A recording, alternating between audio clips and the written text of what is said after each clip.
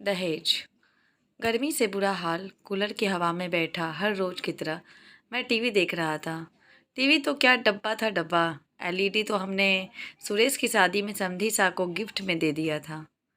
बस तब से हम इसी से काम चला रहे थे। हालांकि जब हमें ये हमारे ससुराल से गिफ्ट में मिला था तब ये किसी एलईडी से कम नहीं था। तभी मोबाइल की घंटी बजी। फ़ोन रमेश सुरेश के ससुराल से था। हम शीतल को नहीं भेजेंगे, सामने से आवाज़ आई। कोई बात नहीं, बच्चों की भी अभी छुट्टी चल रही है, कुछ देर और रहने दो, मैंने कहा। हम उसे अब कभी नहीं भेजेंगे, समधी जी ने कहा। क्या हो गया, अभी तो खुशी खुशी गई थी बहू यहाँ से, मैंने बात को संभालते हुए कहा। वो तो खुश है लेकिन हम खुश नहीं हैं। आप तो हमारी बेटी को ले गए, अब हमारा ध्यान कौन रखेगा, समधन जी ने पीछे से कहा। मैं कुछ समझा नहीं, मैंने कहा। समझाना कुछ नहीं है, गर्मी बहुत है, हमें एसी चाहिए, वरना अपनी बहू को भूल जाओ। और फ़ोन कट गया। मेरे पैरों तले ज़मीन खिसक गई थी। मुझे कुछ समझ नहीं आ रहा था कि मैं क्या करूं। हालांकि मुझे इतना ज़रूर पता था कि जिस चीज़ की वे लोग मांग कर रहे हैं वो दहेज था। बहू के साथ कुछ झगड़ा हुआ था क्या, मैंने पूछा। नहीं तो, वो तो बहुत खुशी से जा रही थी, बहुत दिनों बाद अपने मम्मी पापा से जो मिलने वाली थी। पर हुआ क्या? वे अब बहू को नहीं भेजेंगे। फ़ोन पर अभी उन्होंने एसी की मांग की है। लेकिन पापा, ऐसा कैसे हो सकता है? शीतल को तो पता है कि शादी का कर्जा एक अभी उतरा नहीं है, तो फिर यह एसी? सुरेश ने शीतल को कसूरवार ठहराया। बातचीत अभी कौतूहल का विषय बनती जा रही थी। सुरेश की माँ, जो काफ़ी देर से रसोई से हमारी बातों को आटे की पिटाई करते हुए सुन रही थी, अब बातचीत का हिस्सा थी। यह भी तो हो सकता है कि बहू को इस बारे में कुछ पता ही ना हो, रमेश की माँ ने कहा। किसी सास का अपनी बहू पर इस तरह का विश्वास मैंने पहली बार देखा था। क्या हुआ दादू? सुरेश की छोटी बहन ने कहा। शायद समाज के इस पहलू ने उसे भी अपनी किताबी दुनिया से बाहर आने के लिए मजबूर कर दिया। तुम अभी छोटी हो, तुम नहीं समझोगी, सुरेश ने उसे टोकते हुए कहा। क्यों नहीं समझूंगी? मुझे पता है कि आप लोग दहेज की बात कर रहे हैं। छोटी के इस शब्द दहेज ने सभी को स्तब्ध करके रख दिया। मैंने अपनी हिंदी की किताब में पढ़ा था दहेज के बारे में। शादी के समय वर पक्ष द्वारा वधु पक्ष से किए गए उपहार की मांग को ही दहेज कहते हैं।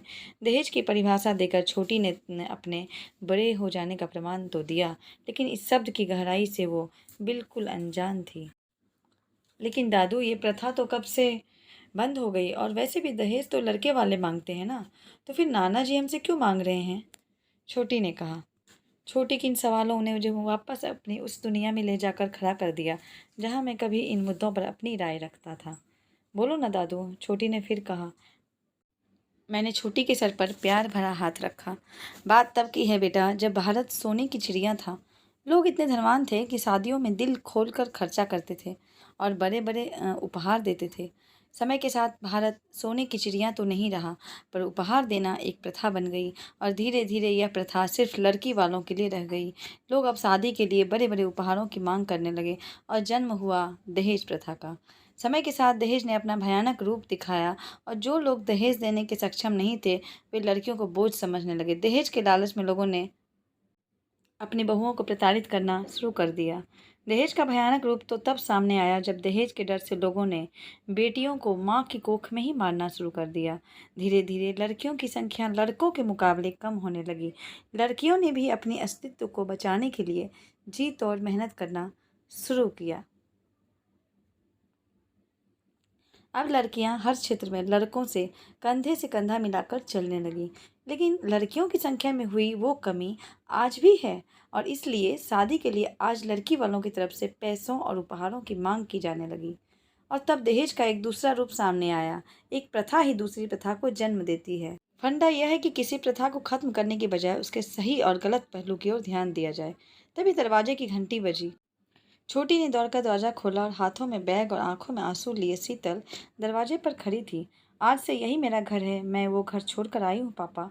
जो मेरा सौदा करे वो मेरे माँ बाप नहीं हो सकते, शीतल ने सुरेश की ओर देखते हुए कहा। सुरेश की आंखें भर आई। उसने दौड़कर शीतल को गले से लगा। आज फिर एक बेटी ने परिवार को बिखरने से बचा लिया था। नारी के अटूट प्रेम का बेजोड़ उदाहरण आज मेरे सामने था। मैंने अपने हाथ पर प्यार भरा एक हाथ महसूस किया। दो प्यार भरी आंखें गली के नुक्कड़ तक घूम आने का निमंत्रण दे रही थी। सुरेश की माँ और मैं बुढ़ापे के उस सफ़र में मोहब्बत का हाथ थामे आज थोड़ा दूर निकल आए थे, ताकि शाम के खाने में प्यार के साथ थोड़ा तड़का लग जाए। आई होप कि आप सभी को पसंद आई होगी कहानी। Thank you.